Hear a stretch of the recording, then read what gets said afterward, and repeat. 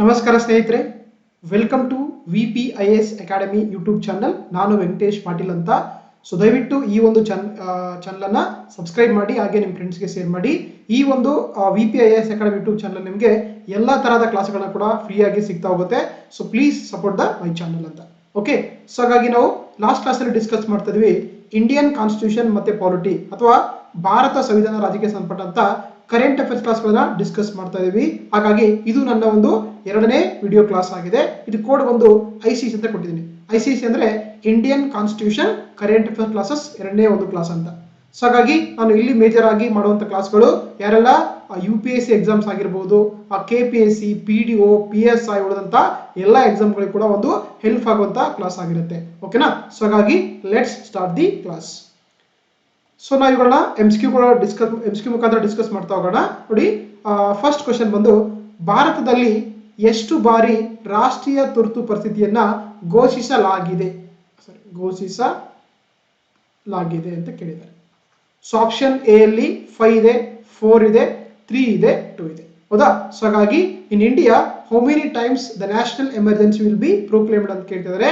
So ಉತ್ತರ ಬಂದು option C, ನಮ್ಮ ದೇಶದಲ್ಲಿ 3 ಸಲ ರಾಷ್ಟ್ರೀಯ ತುರ್ತು ಪರಿಸ್ಥಿತಿಯನ್ನ ಘೋಷಣೆ ಮಾಡಿದ್ದಾರೆ ಅಥವಾ ಹೇರಲಾಗಿದೆ. ಸೊ ಹಾಗಾಗಿ option C is the right answer. So ಹಾಗಾದ್ರೆ ಯಾಕೆ ಈ ಒಂದು ರಾಷ್ಟ್ರೀಯ ತುರ್ತು ಪರಿಸ್ಥಿತಿ ನ್ಯೂಸ್ ಅಂದ್ರೆ ನಿಮಗೆಲ್ಲ ಗೊತ್ತಿರುವಂತೆ ಏನು, ಇಂದಿರಾ ಗಾಂಧಿ ಅವರು 1975ರಲ್ಲಿ ರಾಷ್ಟ್ರೀಯ ತುರ್ತು ಪರಿಸ್ಥಿತಿ ಏನೇನಂತಂದ್ರೆ ಇಲ್ಲಿಗೆ ಅಂದ್ರೆ ಯಾವಾಗ ಜೂನ್ 21, 2025 ಏನಾಗುತ್ತೆ 50 ವರ್ಷಗಳ ಪೂರೈಸ್ತಾ ಇದೆ. ಆ ಕಾರಣಕ್ಕಾಗಿ ನಮಗೆ ಈ ಒಂದು ಟಾಪಿಕ್ ಇಂಪಾರ್ಟೆಂಟ್ ಆಗ್ತಾ ಹೋಗುತ್ತೆ. ನೋಡಿ, ಇಂದಿರಾ ಗಾಂಧಿ ಏನ್ ಮಾಡ್ತಾರೆ ಅಂದ್ರೆ ಜೂನ್ 21, 1975ಕ್ಕೆ ಆಗಿನ ರಾಷ್ಟ್ರಪತಿಗಳಾಗಿರುವಂತ ಫಕ್ರುದ್ದೀನ್ ಅಲಿ ಅಹ್ಮದ್ ಅವರ ಮುಖಾಂತರ ಏನಂತಂದ್ರೆ ನಮ್ಮ ದೇಶದಲ್ಲಿ ಅಂಡರ್ ಆರ್ಟಿಕಲ್ 352ರಲ್ಲಿ ರಾಷ್ಟ್ರೀಯ ತುರ್ತು ಪರಿಸ್ಥಿತಿಯನ್ನ ಘೋಷಣೆ ಮಾಡಿಸ್ತಾರೆ. ಓಕೆನಾ? ಹಾಗಾಗಿ ಈ ಒಂದು ಏನು 1975ರ ಒಂದು ರಾಷ್ಟ್ರೀಯ ತುರ್ತು ಪರಿಸ್ಥಿತಿ ಇದೆಯಲ್ಲ, ಅದನ್ನ ನಮ್ಮ ಭಾರತ ದೇಶದ ಒಂದು ಏನಂದ್ರೆ ರಾಜಕೀಯ ಇತಿಹಾಸದಲ್ಲಿ ಒಂದು ಕಪ್ಪು ಚುಕ್ಕೆ ಅಂತ ಕರೀತಾರೆ. ಸೊ ಹಾಗಾಗಿ ಅದು ಆಗಿ 2025 ಜೂನ್ 21ಕ್ಕೆ ಏನಂತಂದ್ರೆ 50 ವರ್ಷ ಆಯ್ತು. ಹಾಗಾಗಿ ಈ ಒಂದು ಟಾಪಿಕ್ ನಮಗೆ ಎಕ್ಸಾಮ್ ಪಾಯಿಂಟ್ ಆಫ್ ತುಂಬಾ ಇಂಪಾರ್ಟೆಂಟ್ ಆಗ್ತಾ ಹೋಗುತ್ತೆ. ನೋಡಿ, ಘೋಷಣೆ ಮಾಡಿದ್ದೆ ಯಾವಾಗಂದ್ರೆ ಅದನ್ನ ಜೂನ್ 21, 1975ಕ್ಕೆ ಅದನ್ನ ಪ್ರೊಕ್ಲೇಮ್ ಮಾಡ್ತಾರೆ. ಅಲ್ಲಿಂದ 21 ಮಾರ್ಚ್ 1977ರವರೆಗೆ ಅಂದ್ರೆ ಸುಮಾರು 21 ತಿಂಗಳ ಕಾಲ ನಮ್ಮ ಒಂದು ಭಾರತ ದೇಶದಲ್ಲಿ ರಾಷ್ಟ್ರೀಯ ತುರ್ತು ಪರಿಸ್ಥಿತಿಯನ್ನ ಹೇರಲಾಗಿತ್ತು. ಆ ಸಂದರ್ಭದಲ್ಲಿ ಅನೇಕ ರಾಷ್ಟ್ರೀಯ ಪಕ್ಷದ ಮತ್ತೆ ನಾಯಕರನ್ನ ಅರೆಸ್ಟ್ ಮಾಡ್ತಾ ಹೋಗ್ತಾರೆ, ಮೂಲಭೂತಗಳನ್ನ ಅಮಾನತುಗೊಳಿಸ್ತಾ ಹೋಗ್ತಾರೆ. ಸೊ ಹಾಗಾಗಿ ಈ ಒಂದು ಸನ್ನಿವೇಶವನ್ನ ನಮ್ಮ ಭಾರತದ ಇತಿಹಾಸದಲ್ಲಿ, ರಾಜಕೀಯ ಇತಿಹಾಸದಲ್ಲಿ ಬ್ಲಾಕ್ ಮಾರ್ಕ್ ಅಂತ ಕರೀತಾ ಹೋಗ್ತಾರೆ. ಅದ್ರ ಬಗ್ಗೆ ನೋಡ್ತಾ ಹೋಗೋಣ. ನೋಡಿ, ನಮ್ಮ ಸಂವಿಧಾನದಲ್ಲಿ ಏನು ಈ ಒಂದು ತುರ್ತು ಪರಿಸ್ಥಿತಿಗಳು ಅಥವಾ ಎಮರ್ಜೆನ್ಸಿ ಪ್ರಾವಿಷನ್ಸ್ ಅಂತ ಇದೆಯಲ್ಲ, ಇದನ್ನ ನಮ್ಮ ಸಂವಿಧಾನದ ಭಾಗ 18ರಲ್ಲಿ ಮೆನ್ಷನ್ ಮಾಡ್ತಾ ಹೋಗ್ತಾರೆ. ಆರ್ಟಿಕಲ್ಸ್ ಗಳು ಬಂದು 352ರಿಂದ 360ರವರೆಗೆ ಸಂಬಂಧಪಟ್ಟಂತಾಗಿದೆ. ಅದು ರಿಗಾರ್ಡಿಂಗ್ ದ ಎಮರ್ಜೆನ್ಸಿ ಪ್ರಾವಿನ್ಸಸ್ ಅಥವಾ ತುರ್ತು ಪರಿಸ್ಥಿತಿಗಳು ಅಂತ ಕರೀತಾರೆ. ನಮ್ಮ ಇಂಡಿಯನ್ ಕಾನ್ಸ್ಟಿಟ್ಯೂಷನ್ ಅಂತಂದ್ರೆ 3 ತರದ ತುರ್ತು ಪರಿಸ್ಥಿತಿಗಳನ್ನ ಮೆನ್ಷನ್ ಮಾಡ್ತಾ ಹೋಗ್ತಾರೆ. ಒಂದು ರಾಷ್ಟ್ರೀಯ ತುರ್ತು ಪರಿಸ್ಥಿತಿ, ಹೌದಾ? ಇದನ್ನ ಆರ್ಟಿಕಲ್ 352ರಲ್ಲಿ ಬರ್ತಾ ಹೋಗುತ್ತೆ, ರಾಷ್ಟ್ರೀಯ ತುರ್ತು ಪರಿಸ್ಥಿತಿ ಅಂತ ಕರೀತಾರೆ. ನೋಡಿ, ಇದನ್ನ 3 ಕಾರಣಕ್ಕಾಗಿ ನಮ್ಮ ದೇಶದಲ್ಲಿ ರಾಷ್ಟ್ರಪತಿಗಳು ರಾಷ್ಟ್ರೀಯ ತುರ್ತು ಪರಿಸ್ಥಿತಿಯನ್ನ ಹೊರಡಿಸಬಹುದು. ಅದೇನಂದ್ರೆ, ಒಂದು ಯುದ್ಧದ ಸಂದರ್ಭದಲ್ಲಿ, ಅಂದ್ರೆ ಯಾವುದಾದ್ರೂ ದೇಶ ಭಾರತ ದೇಶದ ಜೊತೆಗೆ ಒಂದೇ ಯುದ್ಧ ಆಗ್ತಿರ್ಬೇಕಾದ್ರೆ ಅಂತಹ ಸಂದರ್ಭದಲ್ಲಿ ಆರ್ಟಿಕಲ್ 352 ಪ್ರಕಾರ ರಾಷ್ಟ್ರಪತಿಯವರು ನಮ್ಮ ದೇಶದಲ್ಲಿ ರಾಷ್ಟ್ರೀಯ ತುರ್ತು ಪರಿಸ್ಥಿತಿಯನ್ನ ಘೋಷಿಸಬಹುದು. ಅದೇ ರೀತಿ ಎರಡನೇದು ಬಂದು ಬಾಹ್ಯ ದಾಳಿ ಅಂತ ಕರಿತೀವಿ ನಾವು. ಬಾಹ್ಯ ದಾಳಿ ಅಥವಾ ಇಂಗ್ಲಿಷ್ ಏನು ಕರಿತೀವಿ ಅಂದ್ರೆ ಎಕ್ಸ್ಟರ್ನಲ್ ಅಗ್ರೆಷನ್ ಅಂತ ಕರೀತಾರೆ. ಈ ಸಂದರ್ಭದಲ್ಲಿ ಕೂಡ ರಾಷ್ಟ್ರಪತಿಯವರು ರಾಷ್ಟ್ರೀಯ ತುರ್ತು ಪರಿಸ್ಥಿತಿಯನ್ನ ಘೋಷಿಸಬಹುದು. ಮೂರನೇದು ಆಂತರಿಕ ದಂಗೆ ಅಂತ ಕರೀತಾರೆ. ಆಂತರಿಕ ದಂಗೆ ಅಥವಾ ಇಂಗ್ಲಿಷ್ ನಾವು ಇದನ್ನ ಇಂಟರ್ನಲ್ ಡಿಸ್ಟರ್ಬೆನ್ಸ್ ಅಂತ ಕರಿತೀವಿ. ಅಥವಾ ಇದನ್ನೇನ್ ಮಾಡ್ತಾರೆ, ಪದ ಚೇಂಜ್ ಮಾಡಿ ಈಗ ಇದನ್ನ ಸಶಸ್ತ್ರ ದಂಗೆ ಅಂತ ಮಾಡಿದ್ದಾರೆ ಪ್ರೆಸೆಂಟ್ ಆಗಿ. ಸೋದಾ ಅಂದ್ರೆ ನಮ್ಮ ದೇಶದೊಳಗಡೆ ಏನಾದ್ರೂ ಕೂಡ ಒಂದು ಆರ್ಮ್ಡ್ ರೆಬೆಲಿಯನ್ ಆದ್ರೆ ಏನ್ ಮಾಡ್ತಾರೆ ಅಂದ್ರೆ ಆ ಸಂದರ್ಭದಲ್ಲಿ ಕೂಡ ರಾಷ್ಟ್ರಪತಿಯವರು 352ನೇ ವಿಧಿಯಲ್ಲಿ ಏನ್ ಮಾಡ್ತಾರೆ ಅಂದ್ರೆ ರಾಷ್ಟ್ರೀಯ ತುರ್ತು ಪರಿಸ್ಥಿತಿಯನ್ನ ಘೋಷಣೆ ಮಾಡಬಹುದು. ಓಕೆನಾ? ಸೊ ಹಾಗಾಗಿ ನೋಡಿ, ಇಲ್ಲಿವರೆಗೆ ಬಂದಾಗ ನಮ್ಮ ದೇಶದಲ್ಲಿ ಬಂದಾಗ 1962ರಲ್ಲಿ ಏನಾಗುತ್ತೆ, ಭಾರತ ಮತ್ತೆ ಚೀನಾ ಮಧ್ಯೆ ಯುದ್ಧ ಆಗುತ್ತೆ. ಆವಾಗ ಫಸ್ಟ್ ಟೈಮ್ ನಮ್ಮ ದೇಶದಲ್ಲಿ ಅಂಡರ್ ಆರ್ಟಿಕಲ್ 352 ಪ್ರಕಾರ ರಾಷ್ಟ್ರಪತಿಗಳು ರಾಷ್ಟ್ರೀಯ ತುರ್ತು ಪರಿಸ್ಥಿತಿಯನ್ನ ಘೋಷಣೆ ಹೇರ್ತಾರೆ. ಅದೇ ರೀತಿ ಎರಡನೇದು ಬಂದು 1971 ಏನಾಗುತ್ತೆ, ಅವಾಗ ಭಾರತ ಮತ್ತೆ ಪಾಕಿಸ್ತಾನ ಮಧ್ಯೆ ಯುದ್ಧ ಆಗುತ್ತೆ. ಏನು 1971 ಏನಾಗುತ್ತೆ ಅಂದ್ರೆ ಒಂದು ಹೊಸ ದೇಶ ಕ್ರಿಯೇಟ್ ಆಗುತ್ತೆ, ಅದು ಬಾಂಗ್ಲಾದೇಶ ಅಂತ ಕರೀತಾರೆ. ಓಕೆ, ಹಾಗಾಗಿ ಅವಾಗ ಕೂಡ ರಾಷ್ಟ್ರಪತಿ ಏನ್ ಮಾಡ್ತಾರೆ ಅಂದ್ರೆ ನಮ್ಮ ದೇಶದಲ್ಲಿ ರಾಷ್ಟ್ರೀಯ ತುರ್ತು ಪರಿಸ್ಥಿತಿಯನ್ನ ಹೇರಿದ್ದಾರೆ. ಅದೇ ರೀತಿ 1975 ಏನಾಗುತ್ತೆ, ನಮ್ಮ ದೇಶದಲ್ಲಿ ಇಂಟರ್ನಲ್ ಅಗ್ರೆಷನ್ ಅಂತ ಕರಿತೀವಿ ನಾವು, ಅದು ಇಂಟರ್ನಲ್ ಡಿಸ್ಟರ್ಬೆನ್ಸ್ ಅಂತ ಕರಿತೀವಿ, ಆಂತರಿಕ ದಂಗೆ ಏನಂದ್ರೆ ಸೊ ಅವಾಗ ಕೂಡ ನಮ್ಮ ದೇಶದಲ್ಲಿ ರಾಷ್ಟ್ರೀಯ ತುರ್ತು ಪರಿಸ್ಥಿತಿಯನ್ನ ಹೇರ್ತಾರೆ ಅಂಡರ್ ಆರ್ಟಿಕಲ್ 352ನೇ ವಿಧಿಯಡಿಯಲ್ಲಿ. ಓಕೆನಾ. ಸೊ ಹಾಗಾಗಿ ಇಲ್ಲಿವರೆಗೆ ನಮ್ಮ ದೇಶದಲ್ಲಿ 3 ಸಲ ಅಂತಂದ್ರೆ ರಾಷ್ಟ್ರೀಯ ತುರ್ತು ಪರಿಸ್ಥಿತಿನ ಹೇರುವಂಥದ್ದು. ಏನು ಫಸ್ಟ್ 2 ಸಲ ಇದೆಯಲ್ಲ ಅದನ್ನ ನಾವು ಎಕ್ಸ್ಟರ್ನಲ್ ಎಮರ್ಜೆನ್ಸಿ ಅಂತ ಕರೀತಾರೆ, ಅದನ್ನ ಬಾಹ್ಯ ತುರ್ತು ಪರಿಸ್ಥಿತಿ ಅಂತ ಕರೀತಾರೆ. 3ನೇ ದಿನ ಅಂದ್ರೆ ಇದನ್ನ ನಾವು ಇಂಟರ್ನಲ್ ಎಮರ್ಜೆನ್ಸಿ ಅಂತ ಕರಿತೀವಿ, ಆಂತರಿಕ ತುರ್ತು ಪರಿಸ್ಥಿತಿ ಅಂತ ಕರೀತಾರೆ. ಓಕೆನಾ. ಸೊ ಅದೇ ರೀತಿ ಎರಡನೇದು ಬಂದು ರಾಷ್ಟ್ರಪತಿ ಆಳ್ವಿಕೆ ಅಥವಾ ಪ್ರೆಸಿಡೆಂಟ್ ರೂಲ್ ಅಂತ ಕರೀತಾರೆ. ಇದನ್ನ 356ನೇ ವಿಧಿಯಡಿಯಲ್ಲಿ ರಾಷ್ಟ್ರಪತಿಗಳು ಏನಂದ್ರೆ ಯಾವುದಾದ್ರೂ ಒಂದು ರಾಜ್ಯದಲ್ಲಿ ಏನಾದ್ರೂ ಕೂಡ ಸಂವಿಧಾನ ಉಲ್ಲಂಘನೆ ಮಾಡಿದ್ರೆ ಅಂತ ಸಂದರ್ಭದಲ್ಲಿ ಆ ರಾಜ್ಯದಲ್ಲಿ ರಾಷ್ಟ್ರಪತಿ ಆಳ್ವಿಕೆಯನ್ನ ಹೇರ್ತಾರೆ. ಅದೇ ರೀತಿ 3ನೇದ್ದು ಫಿನಾನ್ಷಿಯಲ್ ಎಮರ್ಜೆನ್ಸಿ ಅಥವಾ ಹಣಕಾಸು ತುರ್ತು ಪರಿಸ್ಥಿತಿ ಕರೀತಾರೆ. ಇದನ್ನ ಆರ್ಟಿಕಲ್ 360ರಲ್ಲಿ ರಾಷ್ಟ್ರಪತಿಗಳು ಯಾವ್ದು ನಮ್ಮ ದೇಶದಲ್ಲಿ ಕೂಡ ಒಂದು ಹಣಕಾಸಿನ ತುರ್ತು ಪರಿಸ್ಥಿತಿ ಬಂದ್ರೆ ಆವಾಗ ಅಂಡರ್ ಆರ್ಟಿಕಲ್ 360ಯಲ್ಲಿ ಹಣಕಾಸಿನ ತುರ್ತು ಪರಿಸ್ಥಿತಿಯನ್ನ ಹೇರಬಹುದು. ಓಕೆನಾ. ಸೊ ಹಾಗಾಗಿ 3 ತರದ ಒಂದು ಪ್ರೊವಿನ್ಸಸ್ ಅನ್ನ ನಮ್ಮ ಸಂವಿಧಾನದಲ್ಲಿ ಕೊಟ್ಟಿರುತ್ತದಾಗಿದೆ. ಈ ನ್ಯಾಷನಲ್ ಎಮರ್ಜೆನ್ಸಿ ಏನ್ ಮಾಡಿದ್ರೆ ಅಂದ್ರೆ 3 ಸಲ ನಮ್ಮ ದೇಶದಲ್ಲಿ ಹೇರಲಾಗಿರುವಂತದ್ದು. ಅದೇ ರೀತಿ ಪ್ರೆಸಿಡೆಂಟ್ ರೂಲ್ ಬಂದಾಗ ಸುಮಾರು 100ಕ್ಕಿಂತ ಹೆಚ್ಚು ಬಾರಿ ಏನಂದ್ರೆ ನಮ್ಮ ಒಂದು ರಾಜ್ಯಗಳಲ್ಲಿ ಈ ರಾಷ್ಟ್ರಪತಿ ಆಳ್ವಿಕೆಯನ್ನು ತರುವಂತದ್ದು ಏರಿದ್ದಾರೆ. ಅದೇ ರೀತಿ ಫಿನಾನ್ಷಿಯಲ್ ಎಮರ್ಜೆನ್ಸಿ ಇಲ್ಲಿವರೆಗೂ ಕೂಡ ನಮ್ಮ ದೇಶದಲ್ಲಿ ಯಾವುದೇ ಸಂದರ್ಭದಲ್ಲಿ ಕೂಡ ಈ ಒಂದು ಹಣಕಾಸು ತುರ್ತು ಪರಿಸ್ಥಿತಿಯನ್ನ ಘೋಷಣೆ ಮಾಡಿಲ್ಲ. ಓಕೆನಾ. ನೋಡಿ, ಯಾವಾಗ ನಮ್ಮ ದೇಶದಲ್ಲಿ ನ್ಯಾಷನಲ್ ಎಮರ್ಜೆನ್ಸಿ ಬರುತ್ತೆ ಅವಾಗ ಏನಾಗುತ್ತೆ ಅಂದ್ರೆ ಸಾಕಷ್ಟು ಒಂದು ಪರಿಣಾಮವನ್ನು ಬೀರ್ತಾ ಹೋಗುತ್ತೆ. ಮಟ್ಟ ಬಂದಾಗ ಏನಂತಂದ್ರೆ ಕೇಂದ್ರ ಮತ್ತು ರಾಜ್ಯಗಳ ಮಧ್ಯೆ ಸಂಬಂಧಗಳಲ್ಲಿ ಸಾಕಷ್ಟು ಒಂದು ವ್ಯತ್ಯಾಸವನ್ನ ಕಾಣಬಹುದಾಗಿದೆ. ಅದೇ ರೀತಿ ನಾಗರಿಕರ ಮೂಲಭೂತ ಹಕ್ಕುಗಳನ್ನು ಕೂಡ ಸಸ್ಪೆಂಡ್ ಮಾಡ್ತಾ ಹೋಗ್ತಾರೆ. ಸೊ ಅದೇ ರೀತಿ ಈ ತರದ ಹಲವಾರು ಎಫೆಕ್ಟ್ಗಳನ್ನು ಕೂಡ ನಾವು ನ್ಯಾಷನಲ್ ಎಮರ್ಜೆನ್ಸಿ ಒಂದು ಸಂದರ್ಭದಲ್ಲಿ ಕಾಣಬಹುದಾಗಿದೆ. ಓಕೆನಾ. ಸೊ ಹಾಗಾಗಿ ಇಲ್ಲಿವರೆಗೆ ಅಂದ್ರೆ 1975 ಎಮರ್ಜೆನ್ಸಿ ಆಗಿ ನಮ್ಗೆ ಏನಂದ್ರೆ 50 ವರ್ಷ ಆಯ್ತು. ಆ ಕಾರಣಕ್ಕಾಗಿ ನಮಗೆ ಇಂಪಾರ್ಟೆಂಟ್ ಆಗ್ತಾ ಹೋಗುತ್ತೆ. ಸೊ ಹಾಗಾಗಿ ನಮಗೆ ಆಪ್ಷನ್ 3 ಅಥವಾ C is the right answer ಆಗುತ್ತೆ. Okay, yes. ನೆಕ್ಸ್ಟ್ ಕ್ವಶನ್ ನೋಡ್ತಾ ಹೋಗೋಣ. ನೆಕ್ಸ್ಟ್ ಟಾಪಿಕ್, ಭಾರತೀಯ ಸಂವಿಧಾನದ ಪೀಠಿಕೆಯಲ್ಲಿ ಸಮಾಜವಾದ, ಜಾತ್ಯತೀತ ಮತ್ತು ಸಮಗ್ರತೆಯ ಪ್ರಮುಖ ಪದಗಳನ್ನು ಸೇರಿಸಲು ಈ ಕೆಳಗಿನ ಯಾವ ಸಾಂವಿಧಾನಿಕ ತಿದ್ದುಪಡಿ ಕಾಯ್ದೆ ಸಹಾಯ ಮಾಡುತ್ತದೆ ಅಂತ ಕೇಳಿದ್ದಾರೆ. ಅಥವಾ which of the following constitutional amendment act to add the keywords of the socialist, secular, integrity to the preamble of the Indian constitution. ಓಕೆನಾ. ನೋಡಿ, ಏನ್ ಕ್ವಶನ್ ಕೇಳಿದಾರೆ ಅಂದ್ರೆ ಯಾವ ಒಂದು ಸಂವಿಧಾನ ತಿದ್ದುಪಡಿ ಮುಖಾಂತರ ಈ 3 ಪದಗಳು ಸಮಾಜವಾದ, ಜಾತ್ಯತೀತ ಮತ್ತು ಸಮಗ್ರತೆ ಪದಗಳನ್ನ ಸೇರಿಸಲಾಯಿತು ಅಂತ ಕ್ವಶನ್ ಕೇಳಿದ್ದಾರೆ. ಯಾಕೆ ಈ ಪ್ರಶ್ನೆ ತಗೊಂಡಿದೆ ಅಂತಂದ್ರೆ ನೋಡಿ, ರೀಸೆಂಟ್ ಆಗಿ ನಮಗೆ ರಾಷ್ಟ್ರೀಯ ಸ್ವಯಂ ಸೇವಕದ ಸಂಘದ ಒಬ್ಬರು ಏನಂದ್ರೆ ಅವ್ರು ಏನ್ ಮಾಡ್ತಾರೆ, ಸೊ ಈ ಸಮಾಜವಾದಿ ಮತ್ತು ಜಾತ್ಯತೀತ ಇದೆಯಲ್ಲ ಈ 2 ಪದಗಳನ್ನ ನಮ್ಮ ಸಂವಿಧಾನದಿಂದ ತೆಗೆದುಹಾಕಿ ಅಂತ ಒಂದು ಸ್ಟೇಟ್ಮೆಂಟ್ ಕೊಟ್ಟಿದ್ದಾರೆ. ಹಾಗಾಗಿ ಈ ಕಾರಣಕ್ಕಾಗಿ ನಮಗೆ ಈ ಒಂದು ಟಾಪಿಕ್ ತುಂಬಾ ಇಂಪಾರ್ಟೆಂಟ್ ಆಗ್ತಾ ಹೋಗುತ್ತೆ. ಸೊ ನೋಡ್ತಾ ನೋಡಿ, ಏನು ನಮ್ಮ ಸಂವಿಧಾನ ಜಾರಿಗೆ ಬಂದ ಯಾವಾಗ ಅಂದ್ರೆ 1950 ಜನವರಿ 26 ಅಂದ್ರೆ ನಮ್ಮ ಸಂವಿಧಾನ ಜಾರಿಗೆ ಬರುತ್ತೆ. ನೋಡಿ, ಈ ಜಾರಿಗೆ ಬಂದಾಗ ಏನಂದ್ರೆ ಆಕ್ಚುಲಿ ಈ ಜಾರಿಗೆ ಬಂದಾಗ ಅಲ್ಲಿ ಈ ಸೋಷಲಿಸ್ಟ್ ಸಮಾಜವಾದ, ಜಾತ್ಯತೀತ ಮತ್ತು ಇಂಟೆಗ್ರಿಟಿ ಸಮಗ್ರತೆ ಐಕ್ಯತೆ ಅಂತ ಕರೀತಾರೆ. ಈ 3 ಪದಗಳೇನಂತಂದ್ರೆ ಆಕ್ಚುಲಿ ನಮ್ಮ ಒಂದು ಪ್ರಿಯಾಂಬಲ್ ಅಲ್ಲಿ ಇರಲಿಲ್ಲ. ಇವನೇನ್ ಮಾಡ್ತಾರೆ ಅಂದ್ರೆ ಸೊ ಒಂದು ತಿದ್ದುಪಡಿ ಮಾಡ್ತಾ ಹೋಗ್ತಾರೆ ಇಂದಿರಾ ಗಾಂಧಿ ಅವರ ಟೈಮಲ್ಲಿ. ಅದು 42ನೇ ಸಂವಿಧಾನ ತಿದ್ದುಪಡಿ ಕಾಯ್ದೆ 1976 ಮುಖಾಂತರ ಅಂದ್ರೆ ತಿದ್ದುಪಡಿ ಮಾಡಿಕೊಂಡು ನಮ್ಮ ಪ್ರಸ್ತಾವನೆಗೆ ಅಥವಾ ಪ್ರಿಯಾಂಬಲ್ಗೆ 3 ಪದಗಳನ್ನು ಸೇರಿಸ್ತಾರೆ. ಯಾವ್ದ್ಯಾವುದು? ಸಮಾಜವಾದ ಸೇರಿಸ್ತಾರೆ, ಜಾತ್ಯತೀತ ಸೇರಿಸ್ತಾರೆ, ಸಮಗ್ರತೆ ಸೇರಿಸ್ತಾರೆ. ಅಂದ್ರೆ ಸೋಷಲಿಸ್ಟ್, ಸೆಕ್ಯುಲರ್, ಇಂಟೆಗ್ರಿಟಿ ಅಂತ 3 ಪದಗಳನ್ನ ಸೇರಿಸ್ತಾ ಹೋಗ್ತಾರೆ. ಓಕೆನಾ. ಸೊ ಹಾಗಾಗಿ ಅದು ಯಾವ್ದು ಅಂತಂದ್ರೆ 42ನೇ ಸಂವಿಧಾನ ತಿದ್ದುಪಡಿ ಕಾಯ್ದೆ 1976. ಸೊ ಹಾಗಾಗಿ option B is the right answer ಆಗುತ್ತೆ. ಓಕೆನಾ. ಸೊ ಹಾಗಾಗಿ ಇದ್ರ ಬಗ್ಗೆ ನೋಡೋದಾದ್ರೆ ನೋಡಿ, ನಮ್ಮ ಏನು ಒರಿಜಿನಲ್ ಕಾನ್ಸ್ಟಿಟ್ಯೂಷನ್ ಬಂದಾಗ ಸೊ ಈ 3 ಪದಗಳು ಇರಲಿಲ್ಲ. ಸಮಾಜವಾದಿ ಇರಲಿಲ್ಲ, ಸೆಕ್ಯುಲರ್ ಇರಲಿಲ್ಲ, ಮತ್ತೆ ರೀತಿ ಇಂಟೆಗ್ರಿಟಿ ಅಂದ್ರೆ ಈ ಮೂರು ಪದಗಳನ್ನು ಏನ್ ಮಾಡ್ತೀವಿ ಅಂದ್ರೆ ನಾವು 42ನೇ ಸಂವಿಧಾನ ತಿದ್ದುಪಡಿ ಕಾಯ್ದೆ 1976ರಲ್ಲಿ 42ನೇ ಸಂವಿಧಾನ ತಿದ್ದುಪಡಿ ಕಾಯ್ದೆ 1976 ಮುಖಾಂತರ ನಮ್ಮ ಸಂವಿಧಾನಕ್ಕೆ ಸೇರಿಸ್ತಾರೆ. ಸೊ ಹಾಗಾಗಿ ನಮಗೆ ಈ ಒಂದು ಟಾಪಿಕ್ ಇಂಪಾರ್ಟೆಂಟ್ ಆಗ್ತಾ ಹೋಗುತ್ತೆ.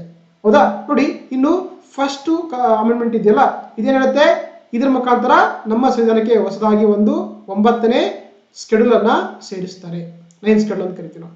ಅದೇ ರೀತಿ 44 ಇದನ್ನ ಏನು 42nd ಇದೆಯಲ್ಲ, ಇದನ್ನ ಭಾರತ ಸಂವಿಧಾನದ ಮಿನಿ ಸಂವಿಧಾನ ಅಂತ ಕರೀತಾರೆ. ಇದಕ್ಕೆ ನಮಗೆ ಸಾಕಷ್ಟು ತಿದ್ದುಪಡಿಗಳು ಮಾಡ್ತಾ ಹೋಗ್ತಾರೆ ಇದರಲ್ಲಿ. ಹೌದಾ? ಅದೇ ರೀತಿ 44ನೇ ಸಂವಿಧಾನ ತಿದ್ದುಪಡಿ ಇದೆಯಲ್ಲ, ಇದರ ಮುಖಾಂತರ ಏನ್ ಮಾಡ್ತಾರೆ ಅಂದ್ರೆ ನಮ್ಮ ಒಂದು ಏನು ಫಂಡಮೆಂಟಲ್ ರೈಟ್ ಅಥವಾ ಮೂಲಭೂತ ಹಕ್ಕಿತ್ತಲ್ಲ, ಅದು ಯಾವ್ದಂತಂದ್ರೆ ರೈಟ್ ಟು ಪ್ರಾಪರ್ಟಿ, ಆಸ್ತಿ ಹಕ್ಕೇನಂತಂದ್ರೆ ತೆಗೆದುಹಾಕ್ತಾರೆ.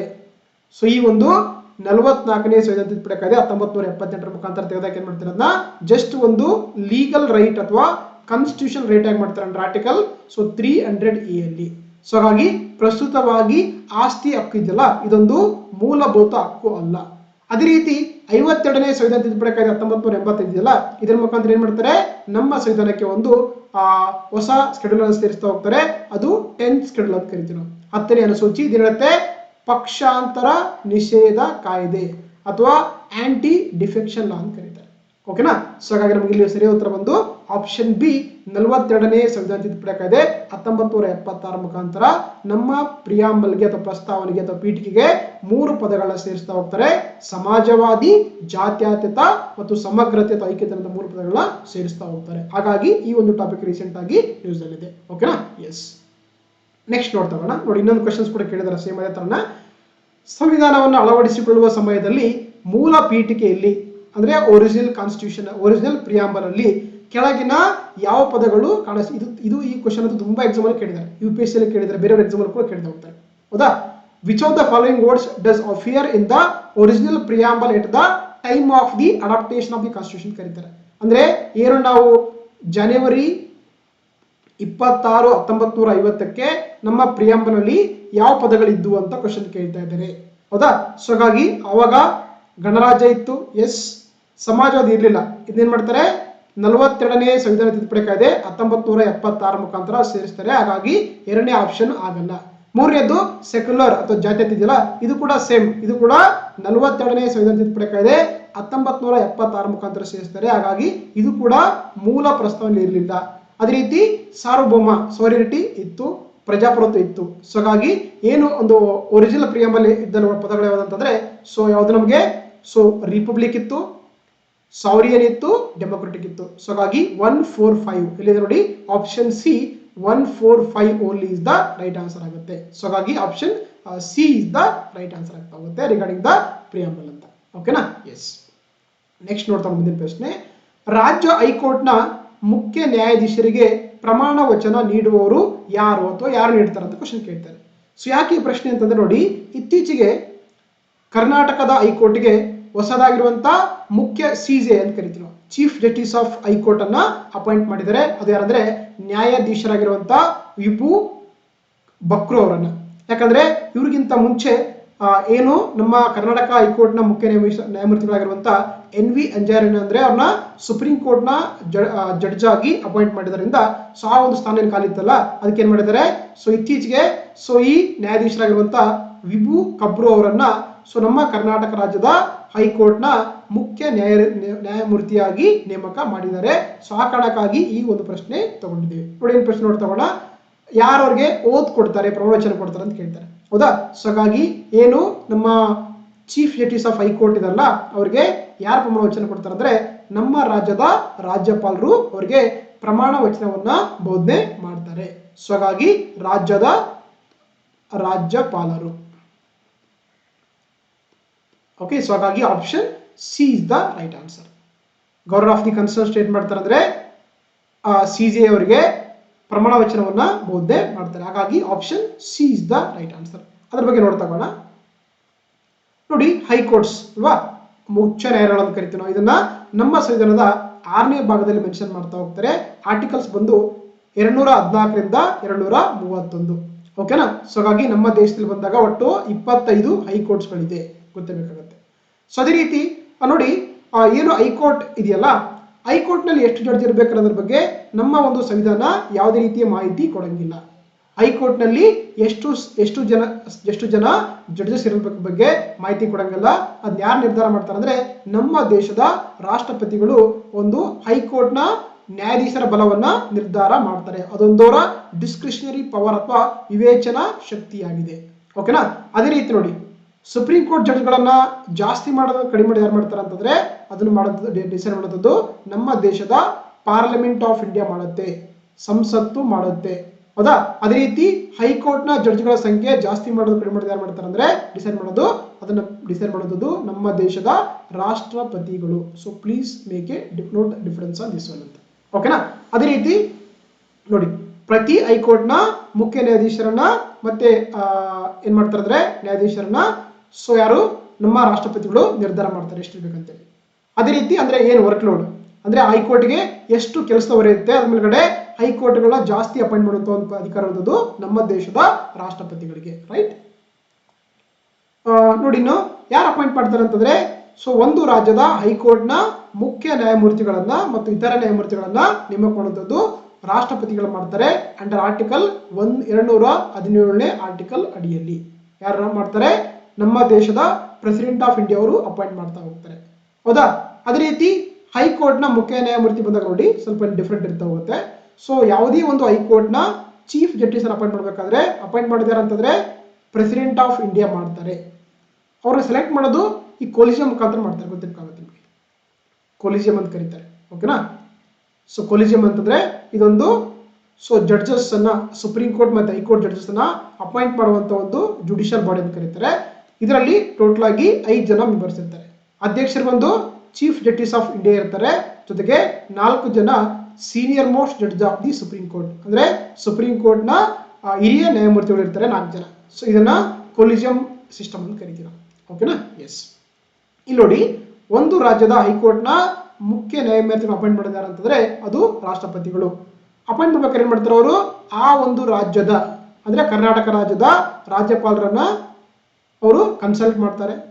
ಜೊತೆಗೆ ಸುಪ್ರೀಂ ಕೋರ್ಟ್ ನ ಮುಖ್ಯ ನ್ಯಾಯಮೂರ್ತಿಗಳನ್ನ ಕನ್ಸಲ್ಟ್ ಮಾಡಿ ಏನ್ ಮಾಡ್ತಾರೆ ಅಂದ್ರೆ ಸೊ ಒಂದು ರಾಜ್ಯದ ಹೈಕೋರ್ಟ್ ನ ಮುಖ್ಯ ನ್ಯಾಯಮೂರ್ತಿಗಳನ್ನ ರಾಷ್ಟ್ರಪತಿಯವರು ಅಪಾಯಿಂಟ್ ಮಾಡ್ತಾರೆ. ಸೊ ಯಾರು ಕನ್ಸಲ್ಟ್ ಮಾಡ್ತಾರೆ?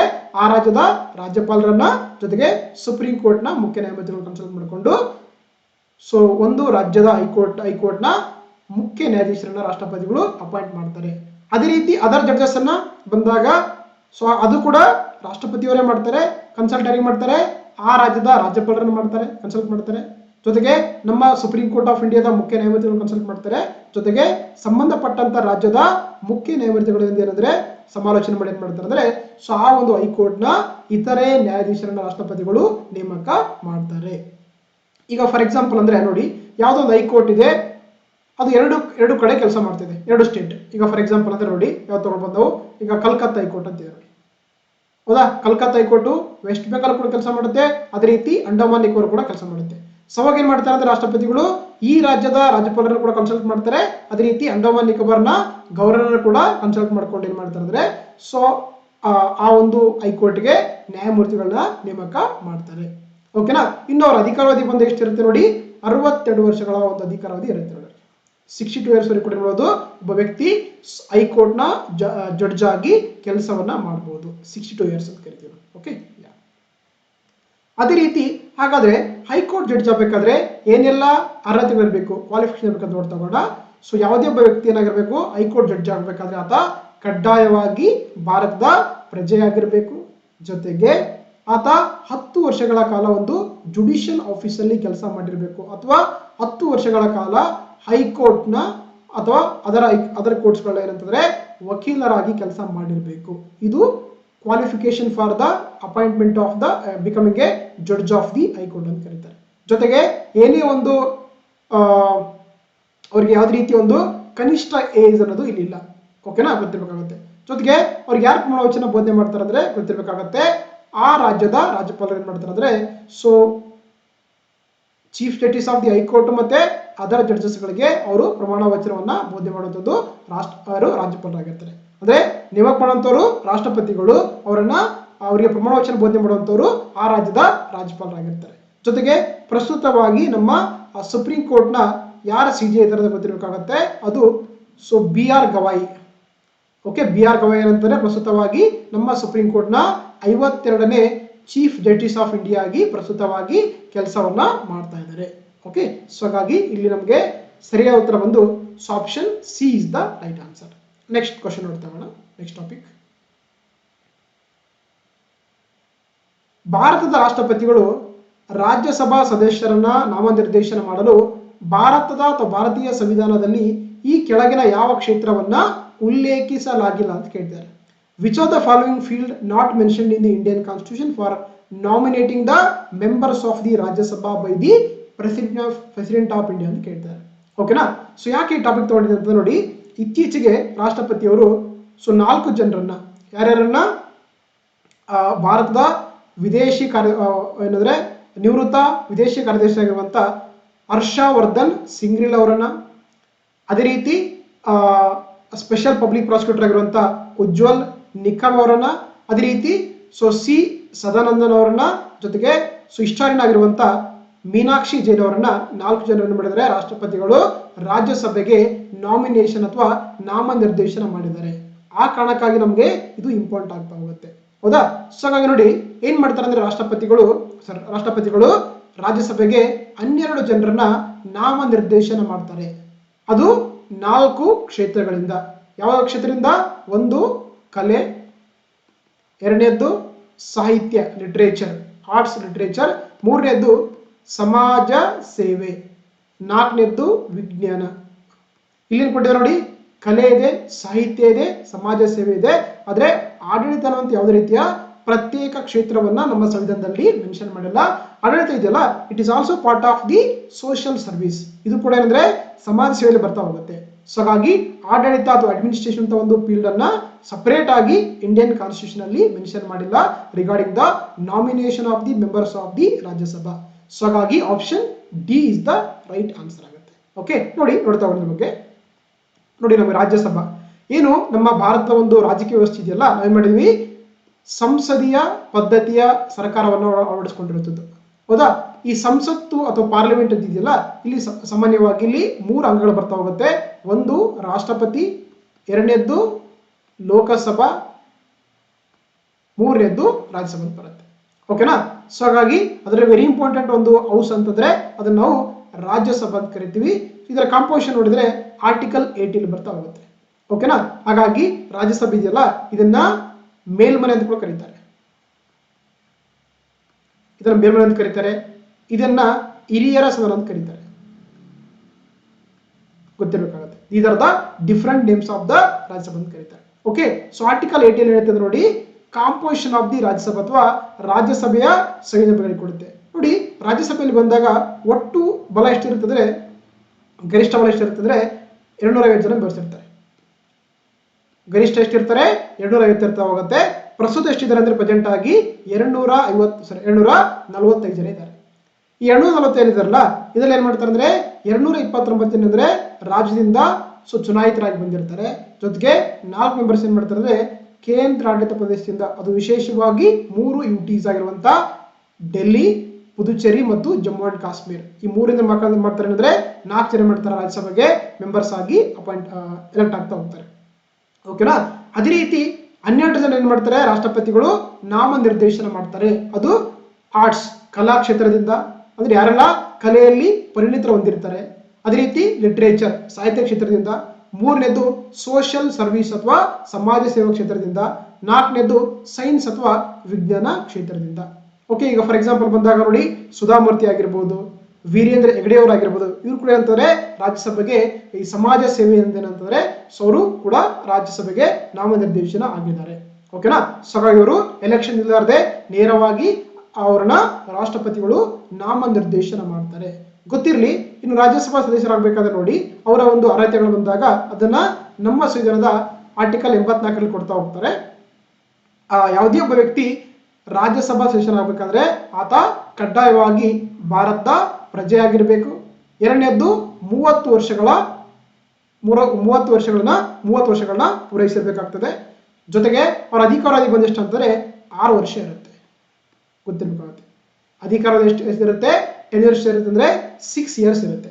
ಓಕೆನಾ, ಸೊ ಗೊತ್ತಿರ್ಬೇಕಾಗುತ್ತೆ. ಮತ್ತೆ ಅವರು ಎಷ್ಟು ಸಲ ಬೇಕಾದ್ರೂ ಕೂಡ ರಾಜ್ಯಸಭೆಗೆ ನಾಮನಿರ್ದೇಶನ ಆಗ್ಬೋದು, ಎಲೆಕ್ಟ್ ಆಗ್ಬೋದು. ಯಾವುದೇ ರೀತಿಯಲ್ಲಿ ಮಿತಿಗಳು ಇಲ್ಲ. There is no limitation for electing or nominating the members of the Rajya Sabha ಅಂತ ಕರೀತಾರೆ. ಈ 6 ವರ್ಷ ಇದೆಯಲ್ಲ, ಇದನ್ನ ನಮ್ಮ ಸಂವಿಧಾನದಲ್ಲಿ ಮೆನ್ಷನ್ ಮಾಡಿಲ್ಲ. ಇದೇನ್ ಮಾಡ್ತಾರೆ, representation of peoples act of 1950 ಮುಖಾಂತರ ಅಂದ್ರೆ ರಾಜ್ಯಸಭಾ ಸದಸ್ಯರ ಒಂದು ಅವಧಿಯನ್ನ 6 ವರ್ಷ ಮಾಡಿರುವಂತದ್ದಾಗಿದೆ. ಓಕೆನಾ. ಜೊತೆಗೆ ಸಂಸತ್ ಏನೇ ಹೊಸ ಕಾನೂನು ಮಾಡಿದ್ರು ಕೂಡ ಅದಕ್ಕೆ ಅವರು ಕಡ್ಡಾಯವಾಗಿ ಅದನ್ನ ಅರ್ಹತೆ ಹೊಂದಿರಬೇಕಾಗ್ತದೆ. That is regarding the Rajya Sabha ಅಂತ ಕರೀತಾರೆ. ಸೊ ಹಾಗಾಗಿ ಇಲ್ಲಿ option D is the right answer ಆಗುತ್ತೆ. Okay, yes. ನೆಕ್ಸ್ಟ್ ಟಾಪಿಕ್ ನೋಡ್ತಾ ಹೋಗೋಣ. ಸ್ಥಳೀಯ ಸಂಸ್ಥೆಗಳ ಚುನಾವಣೆಯಲ್ಲಿ ಈ ಮತದಾನ ಸೌಲಭ್ಯವನ್ನು ಪರಿಚಯಿಸಿದ ಭಾರತದ ಮೊದಲ ರಾಜ್ಯ ಅಂತ ಕೇಳ್ತಾರೆ. Which of the following first Indian state to introduce E voting facility in local body election ಅಂತ ಕರೀತಾರೆ. ನೋಡಿ, ದೇಶದಲ್ಲಿ ಮೊಟ್ಟ ಮೊದಲ ಬಾರಿಗೆ ಒಂದು ಮೊಬೈಲ್ ಆ್ಯಪ್ ಮುಖಾಂತರನೇ ನೀವು ಎಲೆಕ್ಟ್ರಾನಿಕ್ ವೋಟ್ ಮಾಡುವಂಥ ವ್ಯವಸ್ಥೆಯನ್ನ ಫಸ್ಟ್ ಒಂದು ಸ್ಟೇಟ್ ಇತ್ತೀಚೆಗೆ ಇಂಟ್ರೊಡ್ಯೂಸ್ ಮಾಡಿದೆ. ಅದು ಯಾವುದಂದ್ರೆ ಬಿಹಾರ್ ಆಗಿದೆ. ಸೊ ಹಾಗಾಗಿ option B is the right answer.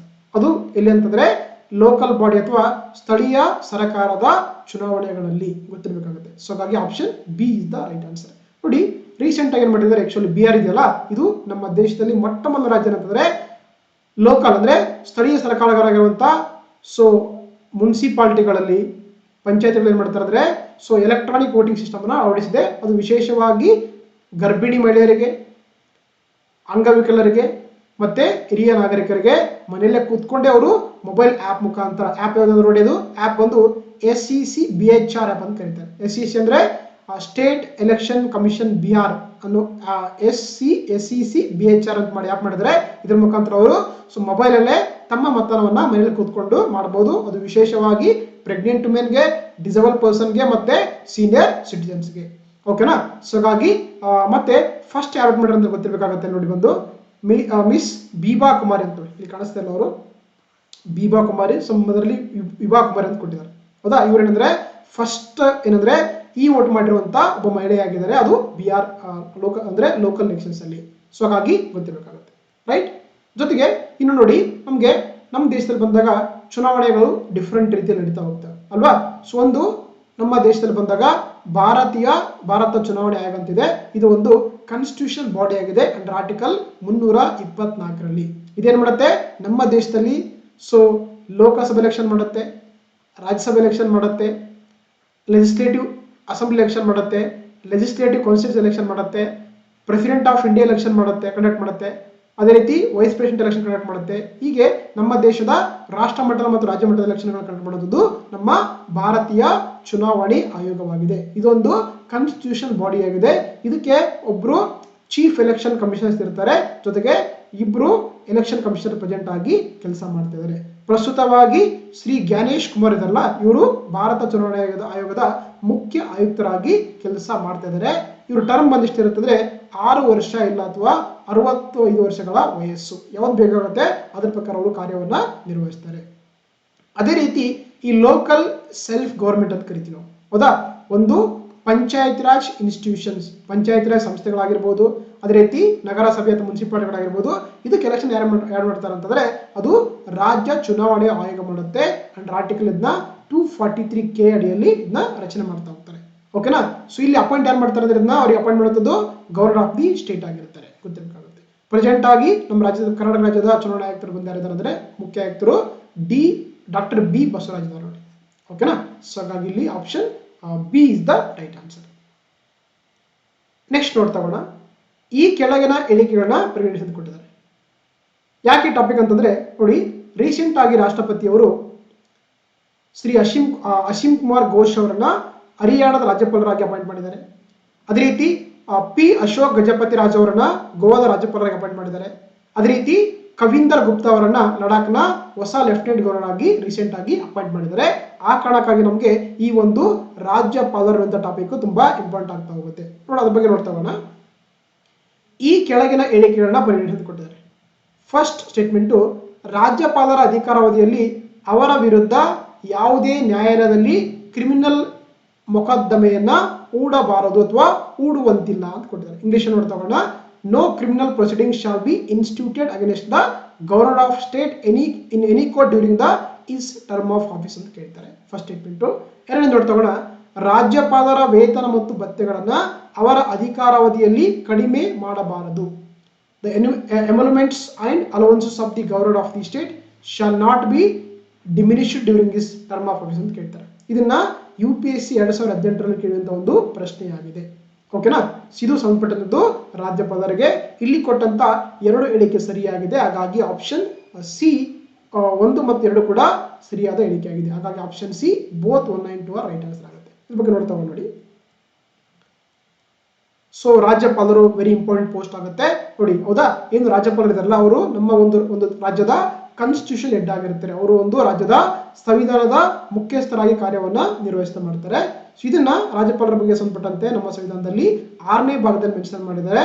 ವಿಧಿಗಳು ಬಂದು 152ರಿಂದ 162ನೇ ವಿಧಿಗಳು ಸಂಬಂಧಪಟ್ಟಂತದ್ದು ನಮ್ಮ ಸಂವಿಧಾನದಲ್ಲಿ.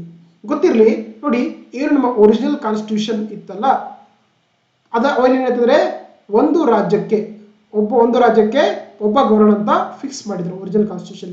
ಅದನ್ನೇನ್ ಮಾಡ್ತಾರೆ ಅಂದ್ರೆ 7ನೇ ಸಂವಿಧಾನ ತಿದ್ದುಪಡಿ ಕಾಯ್ದೆ 1956 ಮುಖಾಂತರ ಏನ್ ಮಾಡ್ತಾರೆ ಅಂದ್ರೆ, ಸೊ ಅದನ್ನ ತೆಗೆದಕ್ಕೇನಂದ್ರೆ ಎಸ್ ಒಬ್ಬ ರಾಜ್ಯಪಾಲರನ್ನ 1 ಅಥವಾ 1ಕ್ಕಿಂತ ಹೆಚ್ಚು ರಾಜ್ಯಗಳು ಕೂಡ ಅಪಾಯಿಂಟ್ ಮಾಡ್ಕೊಳ್ಳಕ್ಕೆ ಅವಕಾಶ ಕೊಡ್ತಿದೆ. ಅದು 7ನೇ ಸಂವಿಧಾನ ತಿದ್ದುಪಡಿ ಕಾಯ್ದೆ 1956.